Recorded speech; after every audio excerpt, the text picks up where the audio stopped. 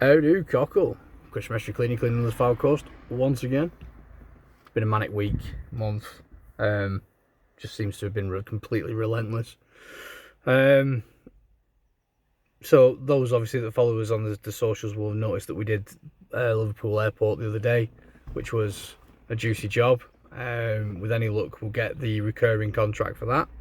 So we'll just have to see how we end up. We did the cladding above. I had a company come in, subcontract under us to do the cladding, and then we came in the day after to do it. Well, we were supposed to come in the day after to do that. Then they had complications of the evening, so that put us a day behind. And then we came in the morning after they completed. So we just did the windows all along the front of the building, and yeah, long day, but very, very worth it. We're looking at potentially buying another business to fold into ours, which would be good.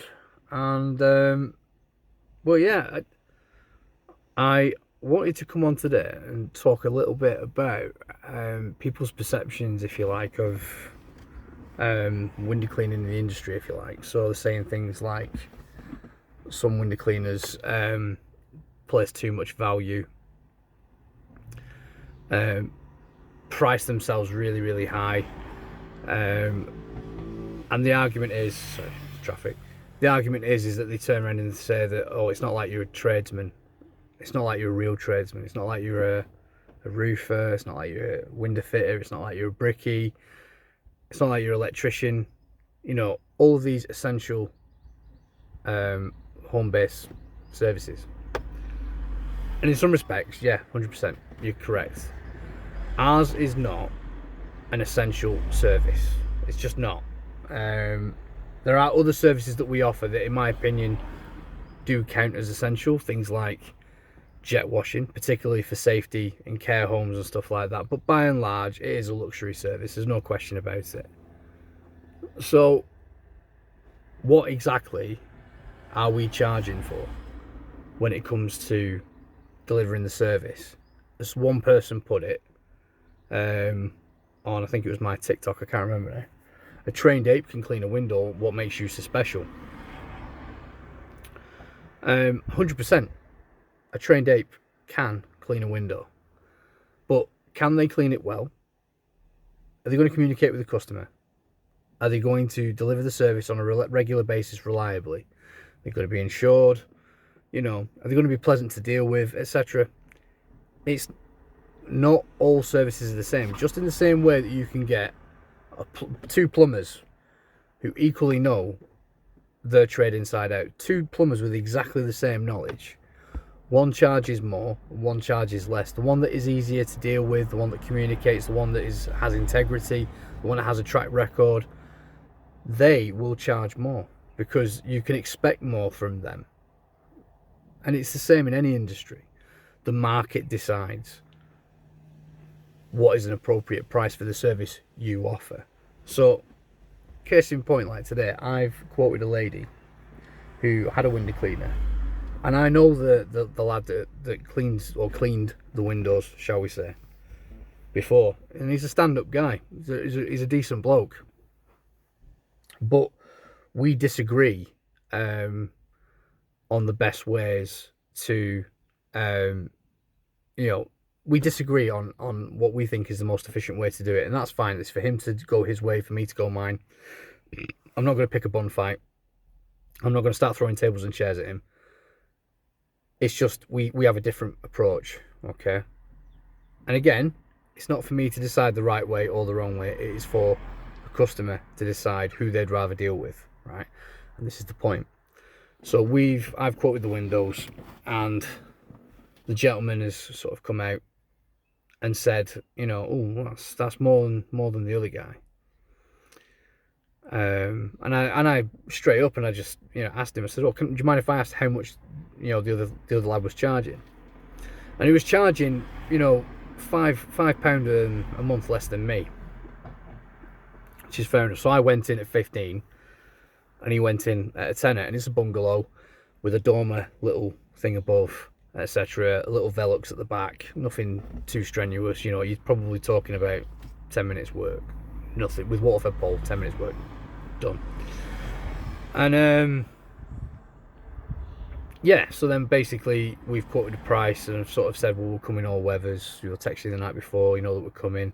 You can pay by bank transfer, but if you want to pay cash, just leave it by the back door. We put all these things in place, and he was like, right, okay, we'll do that then. Okay, we'll go with that. The other lad, he was very nervous about telling them the night before. He wouldn't want to text the customer the night before. He would be very worried about the customer cancelling. He would be very worried about, you know, dealing with, I think there is to some extent an anxiety over dealing with the customer about, oh well, what do I say if this? I don't think the lad is very confident as a person, and this is no slight on him. It's just the way. It's just my observation, okay. And I'm not going to try and embarrass anybody, but you know. So the point is, obviously, when he cleaned the windows, he wouldn't tell them when he was coming the night before. So then he was forever climbing over the gate. He was, you know, he would sometimes cause scratches and damage to the gate, etc. He might wake up the neighbour when he was trying to climb over and all this sort of stuff, and causing a bit of aggro and all this sort of jazz. Then he'd clean the window, and if the customer wasn't in, he would have to come back and collect his payment for cash, which is, again, if that's how you want to operate, fill your boots. But then he would come back, try and collect, and the customer didn't know he was coming, wouldn't have the money, would cause a little bit of aggro. He'd be put out that he's not getting paid. They'd be put out that they didn't know he was coming. It caused a bit of tension. And in the long run, the guy just, you know, the window cleaner, that is, just sort of didn't come back, if you like. And here's the thing, right? The customer didn't even have the guy's phone number. Didn't know what he was called. So I make a point every time I deal with a new customer. Traffic. I make a point of every time I deal with a new customer, I tell them who I am. I tell them how we operate. I tell them what they can expect from us and what we expect from them. Okay? That includes price, what we do, and all this sort of good stuff. Where to leave the money if you're paying cash. All that good stuff. And then, you know, I give them a card with my name on, with my mobile on, so they can reach me. So, for example, if they do decide to go into Tenerife for the week, right, they know just to say, oh, Chris, don't bother coming, we're in Tenerife. I'll be like, right, roger that, no dramas, Brian, have a good weekend. Have a good one. That'll be it. Job done. And I then have the option of bringing work forward, you know, stuff like whether it's bringing another customer forward or whether it's, you know, clearing the garage out, you know, I can plan ahead. So here's the thing, I don't mind if the customer cancels the night before. As long as I'm confident they're not taking the piss, then fine. I don't mind, you know. And this is the thing, you know, all the guy the last window cleaner had to do was to do what we do. And it's no real extra effort. It is extra effort, let's be clear. It is extra effort. But it's extra effort that makes your life so much more easier. Why? For the life of me, I can't tell you why he doesn't do it that way. But that's how he wants to run things. Big boys rules. Fair play. Fill your boots out, kid. You know. But if you want a streamlined, easier life, then sometimes you have to do something to initiate that system. You have to do something that the customer, you have to prompt, if need be, the customer to behave a certain way. You're gonna behave this way, and I expect you to do this kind of thing. And so long as you can communicate with the customer, I don't see there being a massive issue. But back to my original point of the value, those extra steps that we take is what dictates the value. Yeah, sure. Me and this other guy, or my company and this other guy's company, essentially we do the same thing. We clean windows. But it's the little things added up. And even assuming this other guy cleans the windows to the exact same standard as us, which I'm sure is the case, by the way, because he's a decent bloke. The thing is, is it's not the actual cleaning of the windows that let him down. It was his inability to deal with the customer, his unwillingness to sort of go that extra mile for the customer. And when you say go that extra mile, it's not an extra mile. It's an extra 5 minutes. It's an extra 10 minutes. It's having the confidence to tell the customer, look, this is how we operate. This is what you can expect from us. This is what we expect from you, right? And if you have that confidence, the customer, for the sake of ease, will go, yeah, sounds good, mate. You know, yes, we're there to serve the customer, but you run the business. I speak for myself, but maybe I'm the only one, I don't know. I run my business for my benefit. It's not really for the customer's benefit, and the customer is not always right. You know, we as self-employed bods, yeah, be that window cleaners, plumbers, whatever you want to say, yeah, you did not start a business to be poorer. You didn't start a business to, you know, be kicked around by the customer.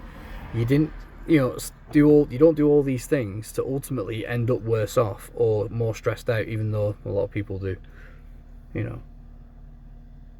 So yeah, bottom line, ask yourself this: is it better to tell the customer how you operate and try and get them to fall in with how you operate, or ignore that completely and spend your time tear-assing around, you know, not telling the customer you come in to collect, or not coming telling, you know, blah blah, you name it, right? You'll save yourself so much more time by just taking that little bit of extra time to refine the process and make things smoother. I'm telling you now, you know, when you turn up to give a quote and you can express and communicate yourself clearly, you will stand out from the crowd, and the customer will pay more than the other window cleaners that don't. The other window cleaners that just chance it and turn up. You know what I mean? You know, there is a limit to what they can charge. Put in real terms, the amount you can charge is directly proportionate to how easy you are to deal with. In my experience, you know, if you're easy to deal with, you go the extra mile and you deliver a standout service. Phone's going off again. Call them back. Yeah, if you're easy to deal with, you know, that you can charge more. So listen, I'm going to disappear anyway because daughter's coming out of school, so I shall see you all in the next video. But know your worth, and yeah, stick to your guns. Keep on keeping on.